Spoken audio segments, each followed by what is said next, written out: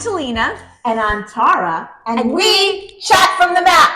The laundromat, that is. My husband, Donnell, and I own Bubbles and Baskets Laundromat right here in beautiful Kenilworth, New Jersey. And on our show, we feature businesses and people who we think you are going to find interesting. And on today's episode of Season 2 of Chat from the Mat, we are here with Daryl from Micromax Computers. Thank you for having on our show. Thanks for inviting me. It is great. Oh, awesome. Yeah. So before we start, we always like to get to know our guests a bit more and what led them to open their business. So when did Micromax first open, and how long have you been in business here? Well, I've been in retail for 27 years. Okay. I've been physically in the current store that I'm at now for 20 years. Oh, wow. Yeah, no, it's a long time. It's a long time. A really long time. But I've been in computers literally since 1983. Before there wasn't even a personal computer, when things were still mainframe. So tell us the difference between being in retail versus the physical location. Well, what I mean by retail is like originally I was working in the aerospace industry and working on computers. Oh. And then when there was such a demand in the mid 1990s, Yeah. I mean, you couldn't even get a computer back then. I mean, you guys probably don't I remember. remember. You remember. No. Back in the dinosaur era. Oregon Trail. Yeah. But you couldn't even get a computer. So people were coming to me saying, hey, how do I get a computer? Back then you had to go to Sears. Yes. Yeah, and get your Packard Bell for like $3,000. Oh my gosh. Yeah, and put on your Sears credit card.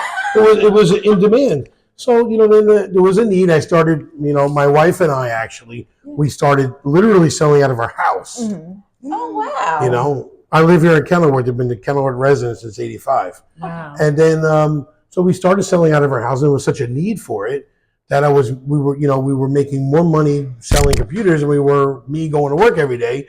So the two of us opened up our own business. Actually, our original business we opened up was actually on North Michigan Avenue. Oh. Even before 97, it was like 1995. It was still Micromax. No, not at all. Not at all. It was D and F Computers. D for Daryl, F for Fran, for my wife. So it was nice. D and F Computers. And we had that name. The reason, here comes somebody. So we were D and F Computers. And then we moved. It was a zone for retail. It was commercial. Okay. So then we went to Roselle Park. We opened up a store on Westfield Avenue as D&F Computers. Right. But what we used to do, again, there was such a demand for computers. Right. So we were building computers. I had like literally one employee all day building custom computers from the ground up, loading Windows 98 on them. The like original stuff. And the computer's trade name was Micromax. And Max was our Yorkshire Terrier. Oh, that's cute. So that's where we got. So Michael, like Microsoft, and Max for the dog. Oh, I love it. And it was So it was. In fact, I actually have in my computer museum one of the original computers that a customer brought back to me that I built for him in 1997. It still works, though. Yeah. So it boots up into Windows 95. But so it has. So it was D&F Computers. It was a Micromax by D&F Computers. Okay. And then eventually when we moved into this store, it just sounded more professional to just be Micromax. So my wife and I just made it very Micromax. Easy to remember. Exactly. I love it. I mean, I will tell you, you worked magic in an old MacBook that we had. My husband was like, we should just go into Daryl. Why do we buy a new one? I'm like, I don't know. Well, people have done that actually. So tell us. People have actually fixed their old computers and returned their new computers. Wow. Is that right? So tell us what you do, the services you offer. It's just like a disposable economy. So what happens is all the big box stores, they don't actually fix anything anymore. Mm-hmm. Even the Geek Squad are just going by reputation from the old TV ads in the 90s with the little black and white car. Yeah. That's just a brand at this point. That's just a brand. And the sad thing is, even the Apple Store, which had geniuses and used to send people to Cupertino, California to train them, they stopped doing that. And that's because there wasn't a demand? Because it's just dollars and cents. Look, Apple is what? $3 trillion company. Right. Why would they want to fix your computer? How does it benefit them? Fixing your computer. And then they have to hire somebody and train them and pay them an actual living wage, where they could just hire entry-level retail people and just tell you need a new computer. Yeah. You need a new computer. Or some outlandish scheme where they have to send it out And I get all this information from my customers. Yeah, they come in and they they go, come and they're stressed out. Like, why is my computer? Well, a lot of people who haven't been in the store before have come from another place. And they're like, oh, yeah, we're just over at place on 22. Right. And it's like, oh, well, they said they got to send it out. It's $130, send it out. I won't know for many weeks. It's got to go to Texas. Yeah. So why would you want your computer to go to Texas and take a vacation when you could just get it fixed? I mean, so people don't always understand. And the funny thing is, even people in places like the Apple Store will actually, even if they do work on it, which they won't if it's vintage, they won't work on it at all. They'll actually recommend to go to a third party if they give you a fair shake because they're not fixing anything for you anyway.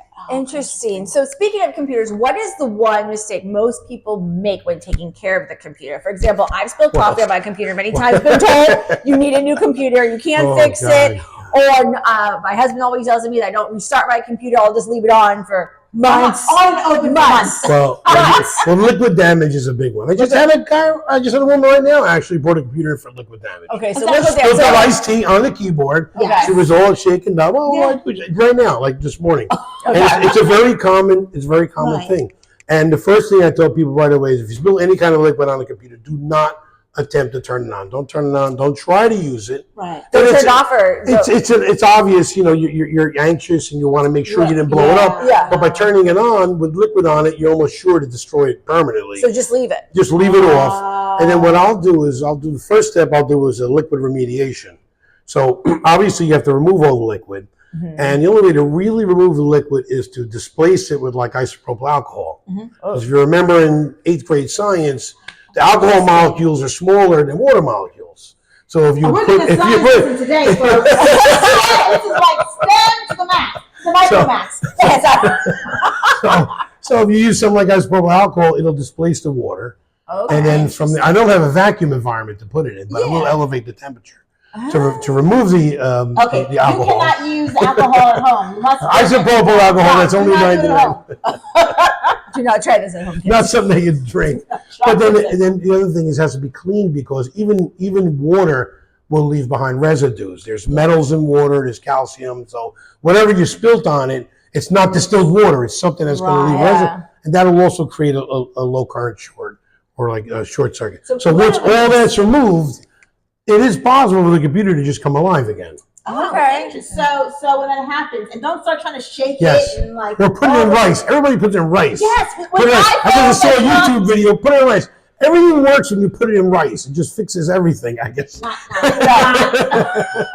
love it. Turn it on and shut it off. That's it. You fix it. Turn it on, shut it. Everything works.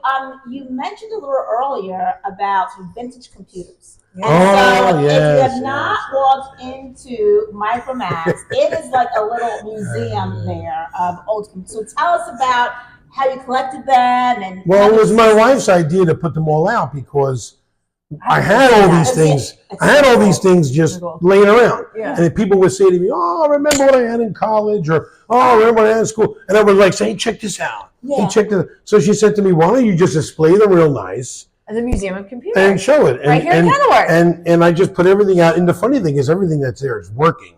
Oh. They all turn on and work. That's just my stuff that I've accumulated over the years. And that's just the tip of the iceberg. The stuff that I threw out.